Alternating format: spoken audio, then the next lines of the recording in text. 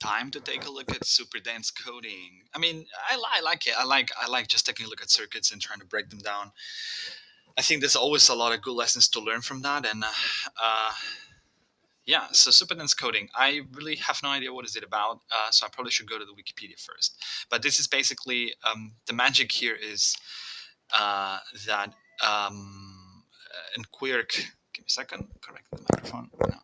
In Quirk, you basically have a couple of like example circuits. Some of them I've been working on already. The QFT, Grover search, Shor period finding, quantum teleportation. So I thought I mean, I've of course visited all of them, but I think super dense coding is a good next step. But first, let me just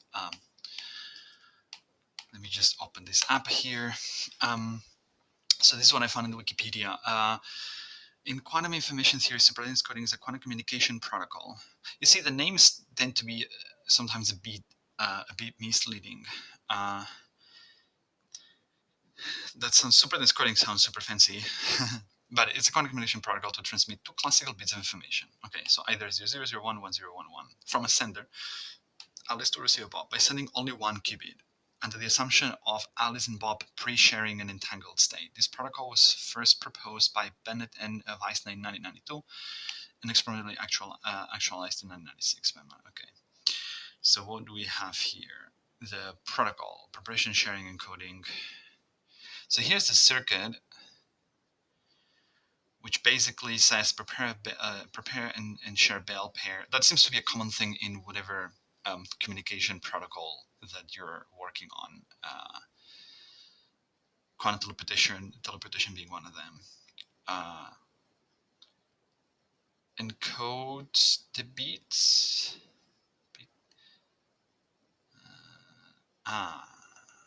So okay, so the way this seems to work is one.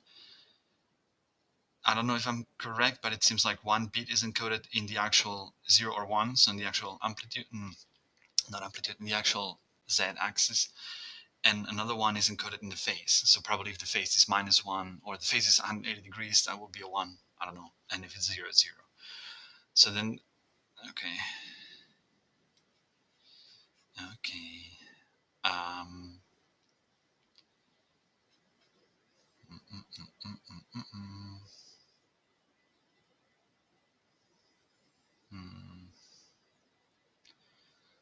So,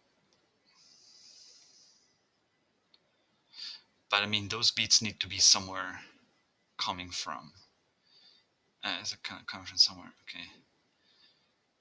So you've got a qubit here, which isn't okay, which is kind of entangled. So it means if we're, let's say, if we're encoding 0, if we're encoding like a 1 and a 1. So let's assume that then we want this qubit to be in the 1 state and have a phase of 180 degrees. When we will be doing that, because it's entangled, that's going to also affect, that's kind of sort of also going to affect, okay, the other one. And then I'm curious about the phase, because what we do then is we disentangle and we measure.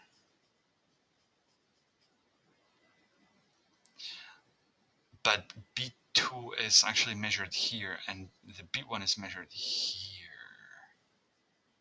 So the phase, interesting. Let's see. So the protocol starts with the preparation of entangled state. Yeah. This. Okay. A and B. And Alice and Bob. Yeah. Sharing. The node is Alice and B is Bob. Encoding. So by applying quantum gate to her qubit locally, Alice can transform the entangled state into any of the 4 Bell states. Note that this process cannot break the entanglement between the 2 qubits, correct? Depending on which classical 2-bit message she wants to send to Bob, we'll later see what's outperformed. 4 cases. So if Alice wants to send the classical 2-bit 00, then she applies the identity gate to her qubit, so it remains unchanged. then Bob will apply a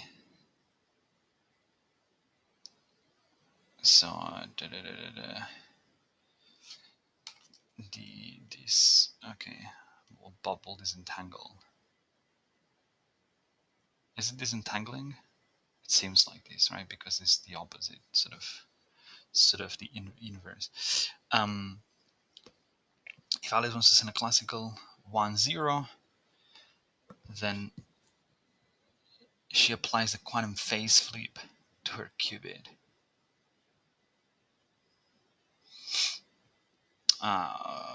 Okay. Okay, so the first this classical bit is treated as a sign, like this is gonna be, yeah. So in the case 0-1 is just the knot. Okay, and 1-1 is then yeah.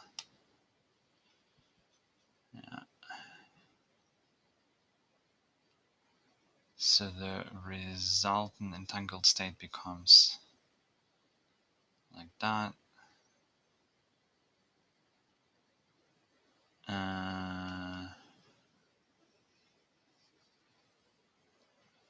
Then she applies the quantum knot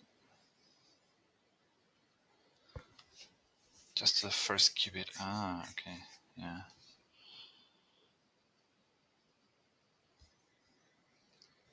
And basically, yeah, sending whatever, decoding.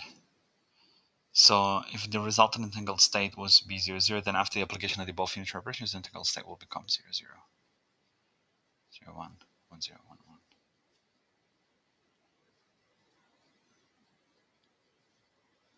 It's interesting. So what's going on here? Okay. Yeah, I mean that's kind of makes it animated. I'm gonna get rid of this for a second, and let's just assume that we want to move 00. So what we got here is 00. Let's say that what we want to move is 1, 1. So those are both on. So then we do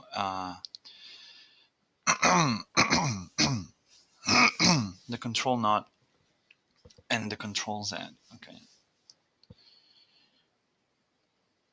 At that point, what does this look like?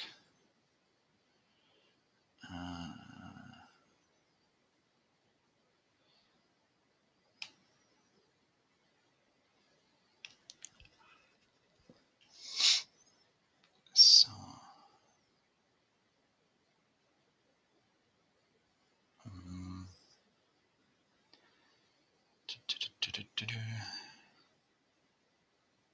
sending. Yeah, that doesn't really matter here. We're swapping the qubits. Exactly. Let me check. Let me just do a quick thing first. I wanna have I wanna take a look at what happens with. So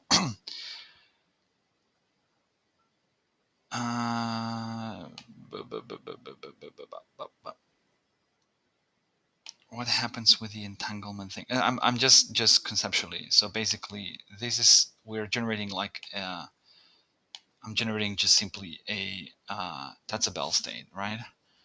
And if I apply these a control knot, right? It will kind of basically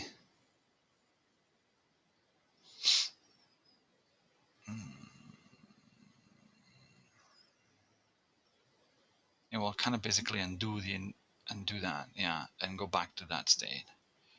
So now the trick here is, because in between what the control knot is doing is, I mean, literally, the state 1-1 turns into 1-0, which is kind of what you had here. So it's kind of, it's yeah, exactly. So now what I'm curious about is what happens then when we modify things in between. So this is 0, 0, 1, 1. But if we now apply a NOT gate here, then we have 0, 1, 1, 0. Basically.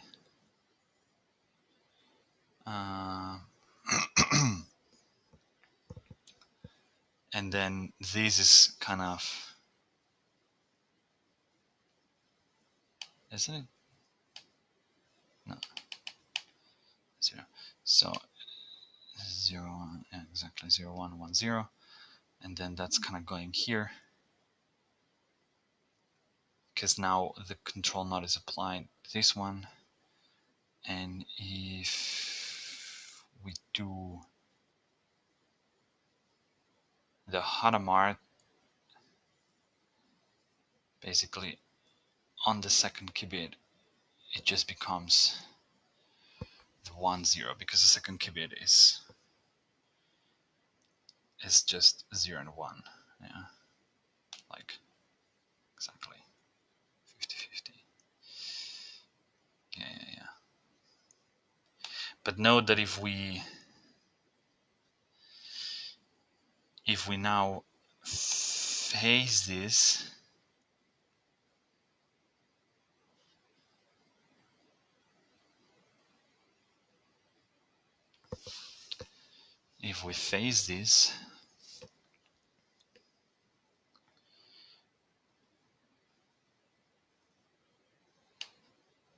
what happens if we phase this? The control node is still applied, so that turns into 1, 1, but now it has a different phase, right? Exactly. 1, and now, yeah, so now this turns into 1. That's interesting. So can you basically, by messing with those two operations, you can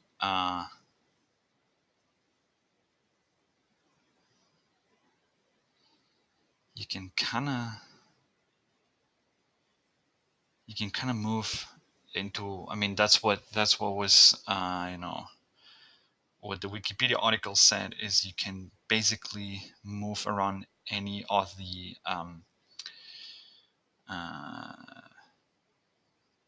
different belt states by applying those operations. And so these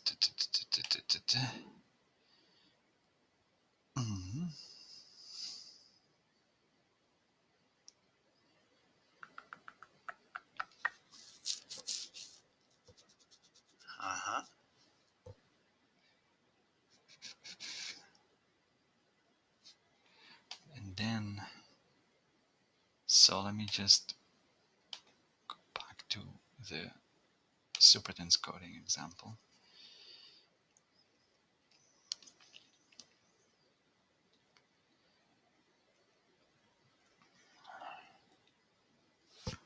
Or maybe back here to the Wikipedia first.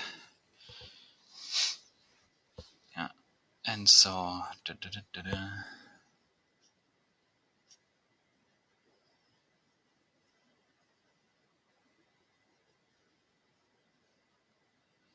when you're disentangling, you will end up with the operations you've applied, kind of. You will end up with, yeah, so you will end up here with encoding, decoding. Yeah.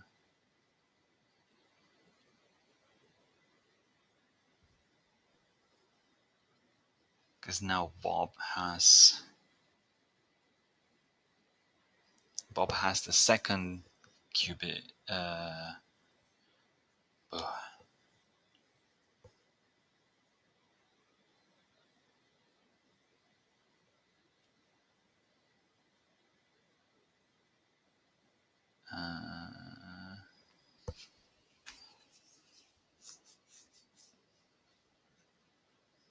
There's a bit of a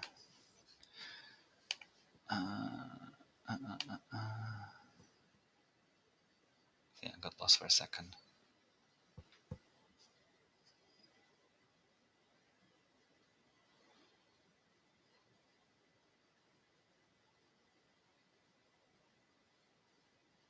Bob is measuring.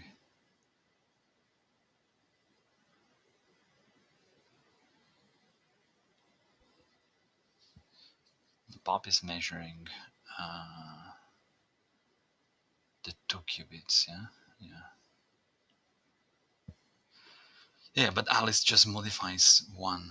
Yeah, I mean it's so basically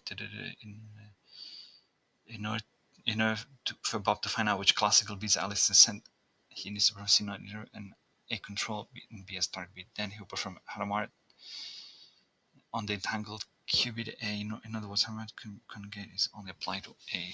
Yeah, I mean he's just entangling them. Not entangling them, disentangling them.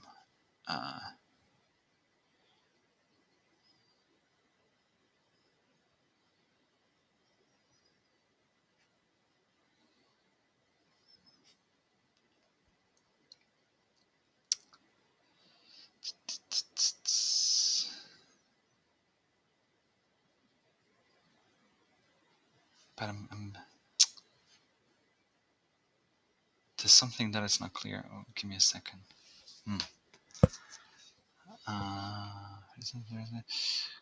For example, if the resultant entangled state at the operation performed is this, then the C naught will become 0, 1.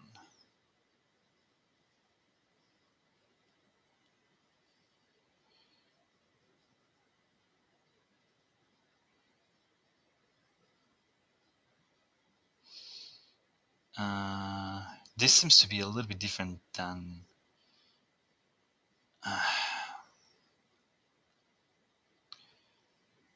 because you're either going to measure 1, 0 or 0, 1.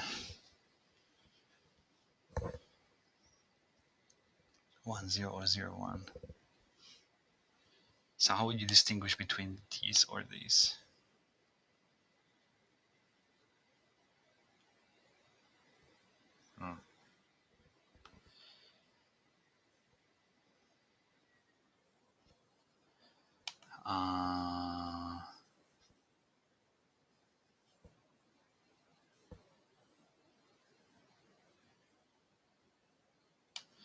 So let's get rid of this for a second and say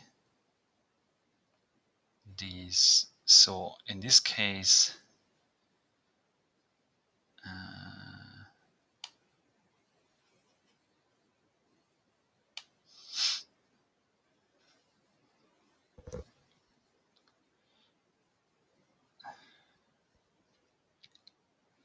and I'm going to get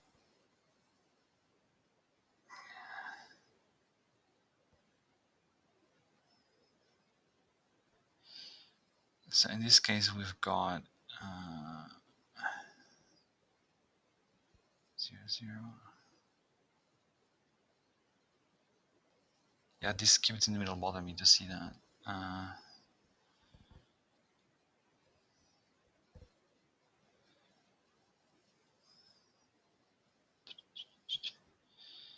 So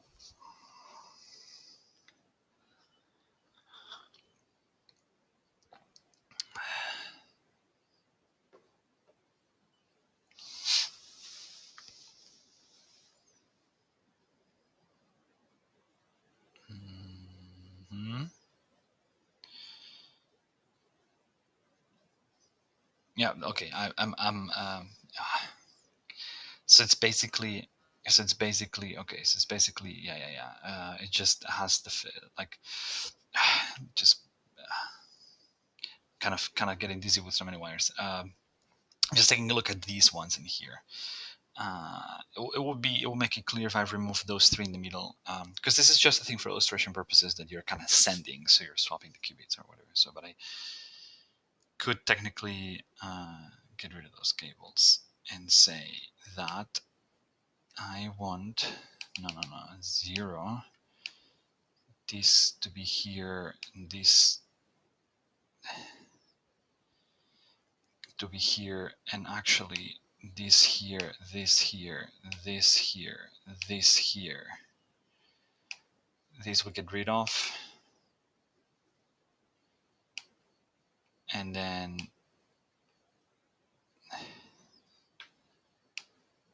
yeah, that makes it easier. I mean, I know it doesn't illustrate descending, but it doesn't matter. I just makes it a bit easier for me to see. Can I just get rid of these? So I'm not using I'm using the trackpad, so I don't know how to get rid of those in an easy way. Okay, now, so we've got a 0, 0 or 0, 0, 1, 1 with phase of 180 degrees, because what we've done is, so we're just the phase. So this means when when we will disentangle, we'll come back to 0. We'll come back to 0, 1.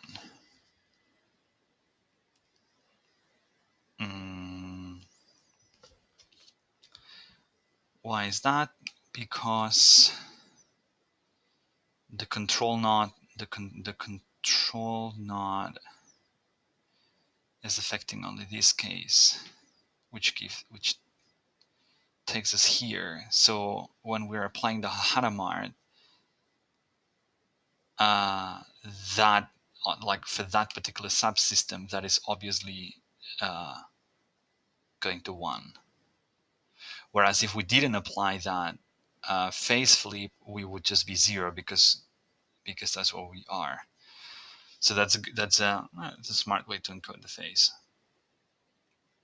To encode the, so you're encoding one classical bit in the phase and another classical bit in the actual. I don't know if I'm correct if I say the amplitude in the z-axis, which is basically if we are sending here a 1, and I can just use that. If we're sending a 1 here, what it just does is it. I find this even easier than the example in the Wikipedia. So if because that's a bit more straightforward in the sense of, what we're encoding. We're using the phase to encode one thing, and we're using the actual Zen axis to encode the other thing. That's why we're condensing it. So. And you would then negate that. So basically, when you negate that, your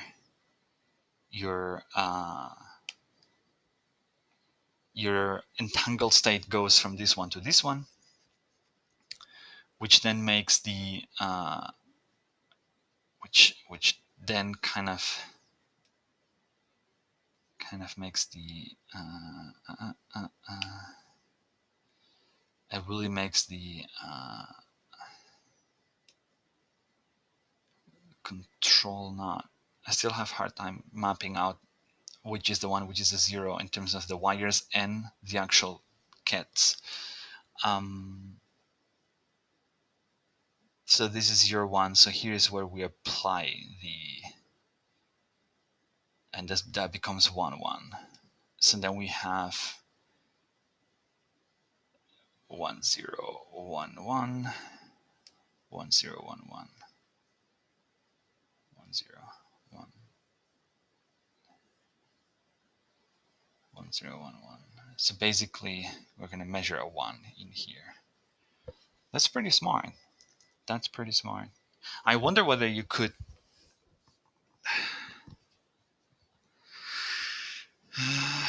I wonder how would you be able to encode,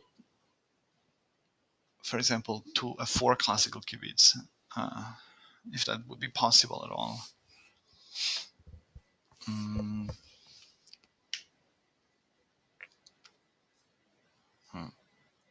Because I know Craig has a puzzle that I think I should soon try to solve.